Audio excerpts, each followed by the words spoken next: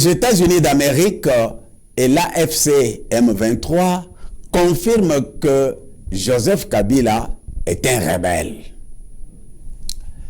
Bonjour M. Chambouy, bonjour M. Génie. M. Chambouy, comment avez-vous accueilli l'annonce des sanctions américaines contre l'ancien président de la République, Joseph Kabila Kabange? C'est sans surprise que j'ai accueilli cette nouvelle, dès lors que la République démocratique du Congo a signé un accord de partenariat stratégique avec les États-Unis d'Amérique et que le président Donald Trump est le parrain de l'accord de paix entre le Rwanda et la République démocratique du Congo. Le pays de l'Oncle Sam ne pouvait pas regarder indéfiniment sans réagir contre les individus qui font obstacle à la paix dans la partie est de la RDC. Je l'avais dit dans une mise au point faite la fois passée. Il faut savoir que les États-Unis d'Amérique ont tout intérêt à imposer la paix en République démocratique du Congo. Ils doivent tout faire pour faire fonctionner le partenariat. Tout d'abord, c'est pour leurs propres intérêts, pour la construction des chaînes d'approvisionnement sûres, fiables et durables des minéraux critiques. C'est pour la sauvegarde de leur propre sécurité nationale. Même le soutien à la réindustrialisation et le maintien de leur compétitivité dans les secteurs stratégiques, dont la défense, je dis bien. Le Pentagone tient vraiment à ce partenariat, surtout en ce moment de guerre contre l'Iran. Surtout, M. Génie, il faut retenir que, à travers l'accord de partenariat, stratégique bien sûr, signé entre les deux parties, les États-Unis d'Amérique ont pris l'engagement. Ils ont pris l'engagement de soutenir la paix. Ils ont pris l'engagement de soutenir la stabilité et l'autorité de l'État congolais. Joseph Kabila a toujours nié de sa participation à un mouvement insurrectionnel, se considérant comme membre de l'opposition non armée, mais qui a les mêmes revendications que celles formulées par l'AFC M23, revendications liées à l'exercice de la démocratie au pays. Comment les États-Unis d'Amérique se permettent-ils de sanctionner un citoyen d'un pays tiers qui revendique pour la restauration de la démocratie dans son pays? La démocratie. La démocratie. Joseph Kabila est un individu qui a causé beaucoup de tort au peuple congolais. Déjà près de 20 millions de compatriotes tués. Ils sont morts. Ils sont en ce moment dans le delà. Des millions de filles et de femmes congolaises violées. Plusieurs violences inqualifiables du fait de ce monsieur qu'on appelle Kabila, qui n'a aucune pitié pour le peuple congolais.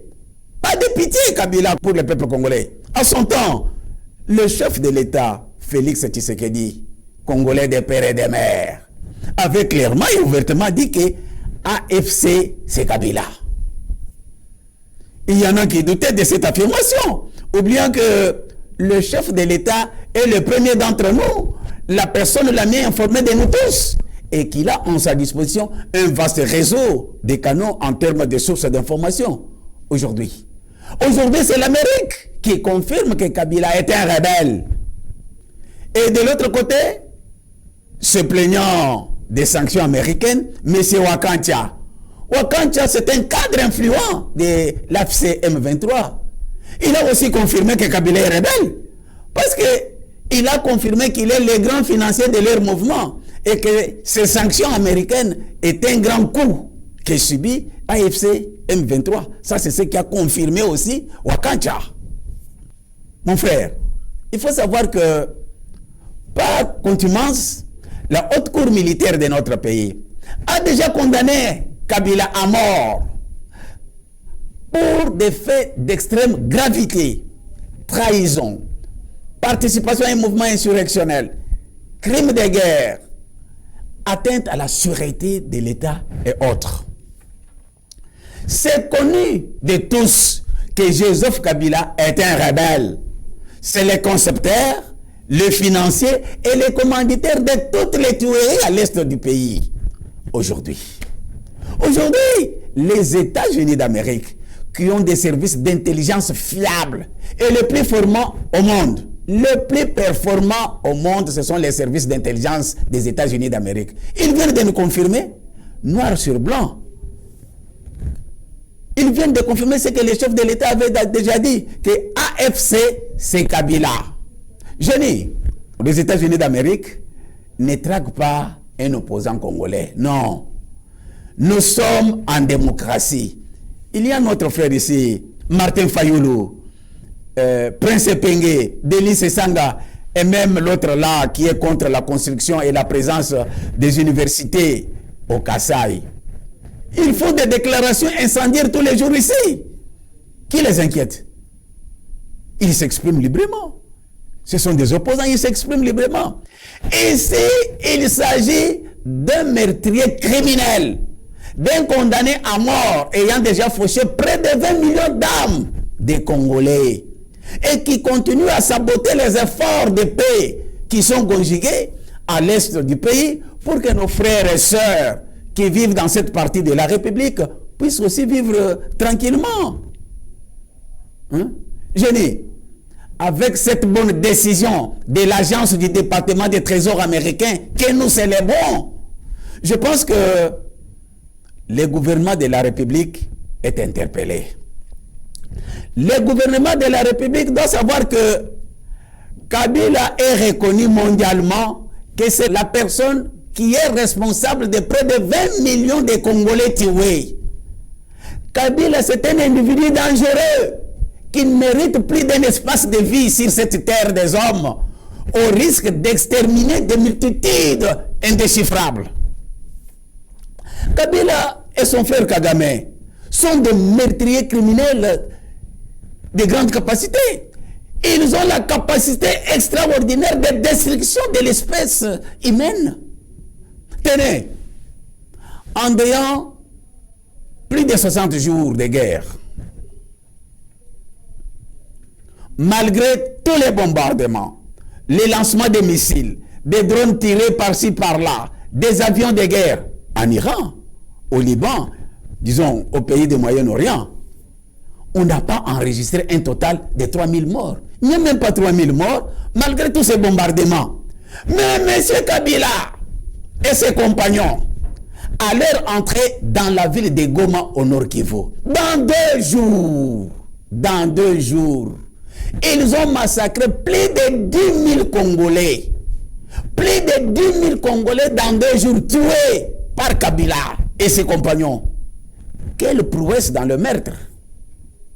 Mon frère Génie, laissez Kabila se pavaner jusqu'à ce jour, bien qu'il est déjà sous malédiction divine, en sa qualité d'arrière-petit-fils de Caïn, errant, allant toujours d'un endroit à un autre dans la clandestinité, et ne pourra jamais s'arrêter sur la terre, parce que devenu apatride, allant de Botswana au Kenya ou en Namibie, de l'Afrique du Sud à Eswatini, du Rwanda à Goma, c'est prendre un risque grave pour l'humanité et surtout pour le peuple congolais. Parce que ce monsieur déteste sans mesure les Congolais. Le gouvernement de la République doit user de tout son pouvoir, pour qu'un mandat d'arrêt international soit lancé contre Kabila. Il est un danger public qu'il faut neutraliser au plus vite possible, hein, conformément bien sûr à la décision de la justice. Kabila est le fondateur du PPRD et beaucoup de ses cadres ont pu rejoindre Goma au sein de l'AFC M23. Est-ce que les autres membres de ce parti politique qui sont présentement au pays ne jouent-ils pas à l'infiltration pour déstabiliser le pays? Là, je pense que les services d'intelligence doivent prendre toutes les dispositions utiles pour qu'un jour, nous ne soyons pas surpris. J'ai suivi sur RFI qu'un rapport confidentiel de la commission défense de notre Assemblée nationale a fuité. Un dossier confidentiel a fuité Voilà ce que nous déplorons. Mais du moins, à ma connaissance, je sais que les activités du PPRD sont interdites sur l'ensemble du territoire national. Mais sur les réseaux sociaux, il y en a qui s'affichent ouvertement contre la République. Pour moi, je l'ai toujours dit, on ne blague pas avec la sûreté de l'État.